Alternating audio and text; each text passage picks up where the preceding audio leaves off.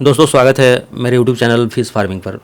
जैसा कि आप सारे लोगों को अभी तक जानकारी हो गया होगा कि हम एक नंबर जारी किए हुए हैं। सारे लोगों का कॉल हम रिसीव कर रहे हैं। जो भी आपका सवाल हो रहा है उसका हम जवाब देने का भरसक प्रयास करते हैं। अनेकों तरह का सवाल सारे लोगों के माध्यम से पूछा जा रहा है। हम भी संतुष्ट हो रहे हैं और हम आपको भी संतुष्ट करने का 100% प्रयास कर रहे हैं।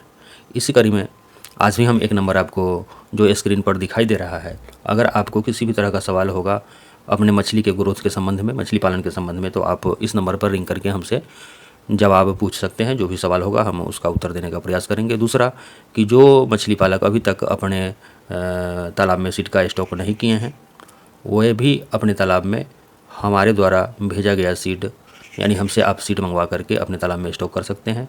चाहे वह कार्प मछली हो, IMC हो, या रूपचंदा हो, या चीतल मछली हो, प्रत्येक मछली का, ब्लैक कार्प मछली हो, किसी भी तरह की कोई भी वैरायटी की मछली अगर आप अपने तालाब में डालना चाहते हैं सीड, इस नंबर पर, दिए हुए नंबर पर कॉल करके हमसे सीड मंगवा सकते हैं। उचित मूल्य पर हम आपको भेजते हैं, ट्रेन के माध्यम से, बस के माध्यम से और प्लेन के माध्यम से भी।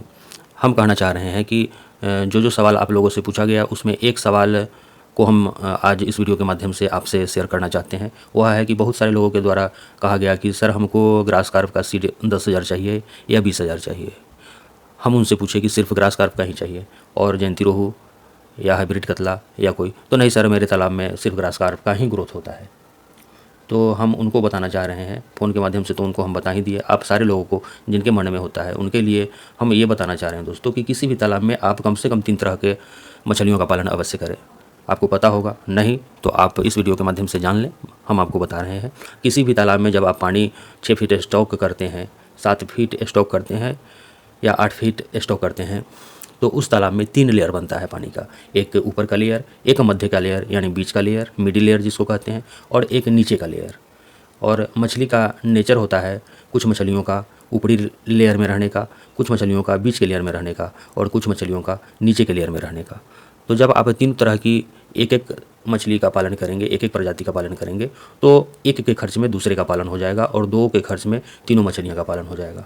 इसीलिए कहा जाता है कि किसी भी तालाब में आप कम से कम 3 तरह की मछली का पालन अवश्य करें, या आप 4 तरह की मछली पाल सकते हैं या 5 तरह की मछली पाल सकते हैं।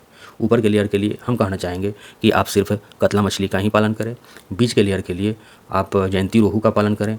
और अगर आपके आसपास जयंती रोहू का सीड उपलब्ध नहीं है तो दिए हुए नंबर पर कॉल करके आप हमसे जयंती रोहू का सीड मंगवा सकते हैं। जयंती रोहू के साथ आप मध्य के लेयर के लिए यानी बीच वाली लेयर के लिए ग्रास कार्प का भी सीड स्टॉक कर सकते हैं।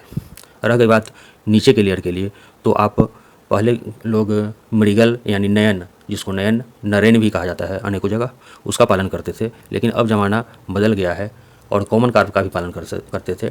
अब कॉमन कार्प का हाइब्रिड आ गया है जिसको अमूर कॉमन कार्प के नाम से जाना जाता है। उसका आप पालन करके अच्छा ग्रोथ पा सकते हैं। बहुत बेहतर ग्रोथ है अमूर कॉमन कार्प का, डिमांड भी काफ़ी बेहतर है। इसका भी सीड अगर आपको चाहिए तो जो नंबर दिखाई दे रहा है उस पर आप कॉल करके इन सारी मछलियों का सीड आप हमसे स्टॉक मंगवा सकते हैं, अपने तालाब में स्टॉक कर सकते हैं। अब रह गई बात दोस्तों कि किस लेयर में कितना सीड स्टॉक करना चाहिए। मान लीजिए कि आपका तालाब 1 एकड़ का है, तो ऊपर के लेयर के लिए आप 40% सीड स्टॉक करें। मध्य के लेयर के लिए यानी मिडिल के लिए आप 30% सीड स्टॉक करें, और नीचे के लिए भी आप 30% स्टॉक करें। ऊपर अगर कतला पालना चाहते हैं तो 40% करें। बीच में जयंती रोहू और ग्रास कार्प का पालन करना चाहते हैं तो 30% पालन करें, जिसमें 20% आप जयंती रोहू का और 10% ग्रास कार्प का पालन करें। अगर आप अपने निचले लेयर के लिए 2 तरह की मछली पालन करना चाहते हैं तो अमूर कार्प आप 20% करें और मात्र 10% मृगल, जिसे नैन के रूप में जाना जाता है, नाम के रूप में जाना जाता है, उसका पालन करें। कुल मिलाकर के आपसे कहना चाह रहे हैं कि आप 5 तरह के अपने तालाब में मछली का पालन करें, तो मात्र कम खर्च में 3 तरह के या 5 तरह की मछलियों का आप पालन कर पाएंगे। उससे आपका आमदनी काफ़ी अच्छा होगा। सिर्फ 1 तरह की मछली का पालन कोई भी किसान बंधु अपने तालाब में न करें तो ज़्यादा अच्छा होगा, क्योंकि जब 1 मछली 2 मछली के खर्च में हमारी 5 तरह की मछलियाँ जो अलग अलग लेयर में वास करती है, वहाँ भोजन करती है, वहाँ निवास करती है, तो क्यों ना हम 5 तरह की मछली का पालन करें। धन्यवाद। अगर जानकारी अच्छी लगेगी लाइक करेंगे, चैनल पर नए होंगे तो सब्सक्राइब करेंगे और दिए हुए नंबर पर सीड के लिए कॉल करेंगे। धन्यवाद, बहुत बहुत धन्यवाद।